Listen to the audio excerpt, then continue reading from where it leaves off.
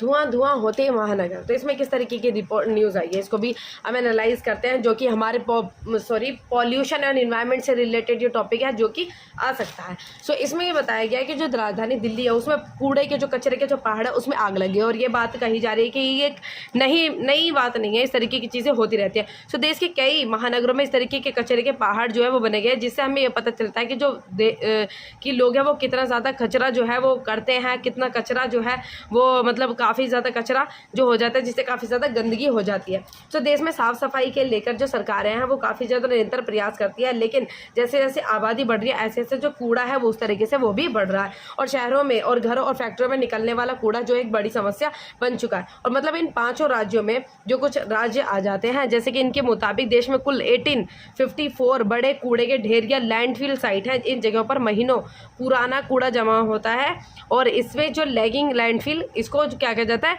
Legacy landfill कहा जाता है, जिसमें से 50% से अधिक लीगेसी लैंडफिल साइट सिर्फ 5 राज्यों में ही है। मतलब जो इन 5 राज्यों में सर्वाधिक कूड़े का ढेर लगा हुआ है।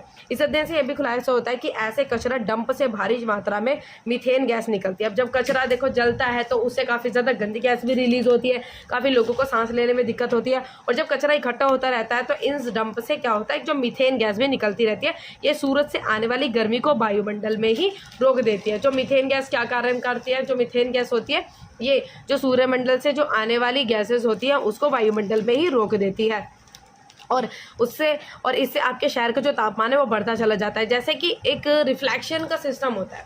देखो जो अर्थ से कुछ रेज आती है ना, जैसे एक लाइन हो गई यहाँ पे, जैसे इसको देखो, जैसे ये अर्थ है, जैसे यहाँ पे जैसे सूरज, यहाँ से जब रेज जब अर्थ के ऊपर आती है ना तो ये यहाँ पर रहती ही नहीं है, यहाँ से टकराकर जो है वो ओजोन लेयर से और इन सब चीज़ों से रिफ्लेक्ट होकर वापस चली जाती है। क्योंकि अगर अर्थ में ये वापस आ जाती है तो अर्थ का टेम्परेचर बहुत ज़्यादा बढ़ जाएगा, जो कि मतलब अर्थ का टेम्परेचर बढ़ जाएगा तो ये गलत बात है। जैसे कि आइस वगैरह वो मेल्ट होनी शुरू हो जाएगी, अर्थ का टेम्परेचर काफ़ी बढ़ जाएगा, लोगों को दिक्कतें नहीं शुरू हो जाएगी। लेकिन जब मीथेन गैस जो काफ़ी ज़्यादा रिलीज़ करती है तो ये इसमें क्या कहा जा रहा है कि ये आने वाले सूरज से आने वाली जो गर्मी होती है उसको रोक लेती है। अब हमने क्या देख रहे थे कि जो अर्थ जो सूरज से गर्मी आ रही थी उसको टकरा के वापस आ रही थी, लेकिन जो मीथेन गैस होती है जो अर्थ के मतलब अर्थ के ऊपर जो गर्मी पड़ती है ना, सूरज से निकलने वाली जो गैस होती है, सूरज से जो निकलने वाली गर्मी होती है उसको अर्थ में ही रोक ले। जब अर्थ में ही रोक लेगी तो अर्थ का टेम्परेचर क्या होगा, और भी ज़्यादा बढ़ जाएगा, जो काफ़ी ज़्यादा दिक्कतें पैदा करेगा, और स्थानीय स्तर पर पारा जो है वो ऊपर चढ़ जाता है और आग बुझाना भी चांस में कम हो जाता है, जिससे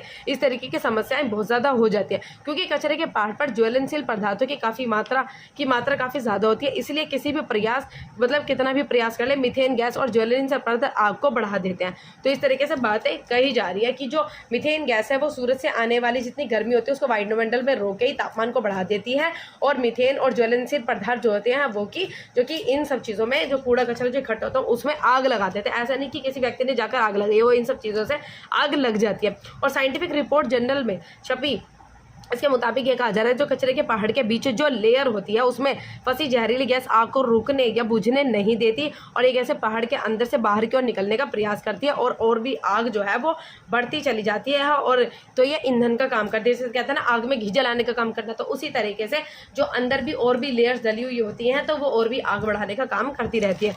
और यह सवाल उठ रहा है कि भारत में कचरे की समस्या निपटना किस तरीके से जाए। भाई इतनी मतलब जो कचरे की जो इतनी समस्या उसको निपटा किस प्रकार से जाए।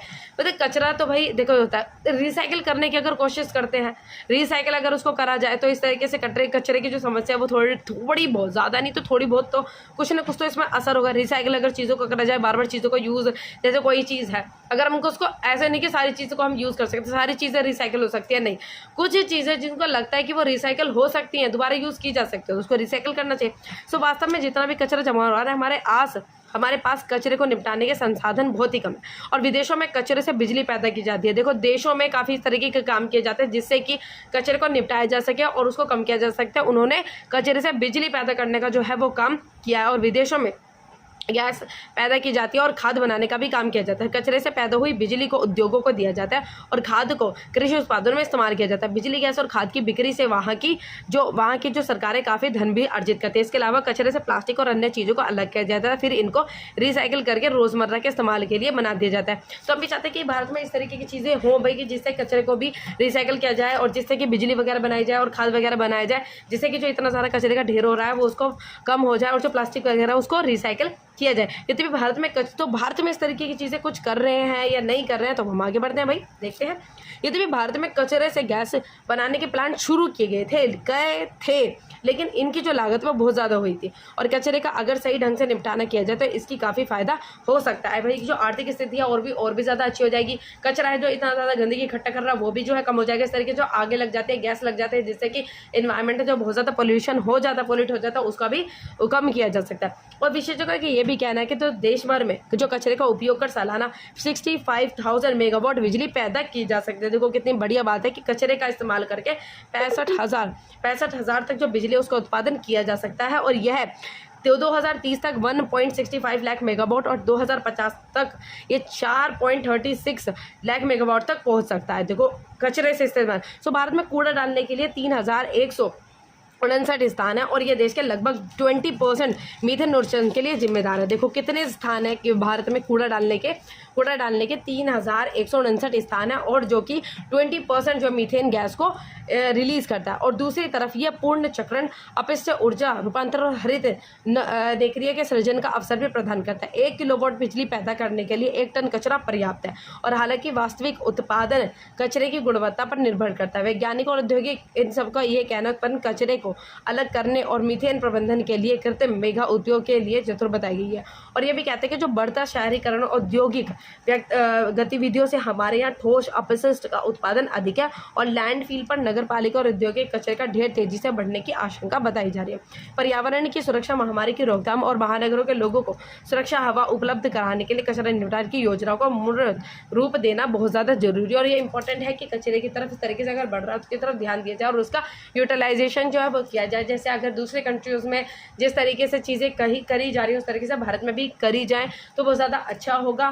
क्योंकि भाई दूसरी कंट्रीज़ भी जैसे कहा जाता है कि भाई जितना हम उसमें इन्वेस्ट करेंगे उससे ज़्यादा रिटर्न मिलेगा। जैसे दूसरी कंट्री जो है वो बिजली उससे उत्पादन कर रही है, खाद वगैरह बना रही है, अगर उसमें पैसा लगता है तो लेकिन कुछ ना कुछ ज़्यादा रिटर्न तो मिलेगा ही। तो बहुत अच्छी बेकार न्यूज़ है, लेकिन इससे हम अच्छा जो है वो ये कर सकते हैं कि भाई इसको निपटाया जा सकता है कचरे को। तो एक अच्छी चीज़ भी बन सकती है कि कचरे का इस्तेमाल करके रिसाइकल चीज़ों को किया जा सकता है और बिजली उत्पादन किया जा सकता है।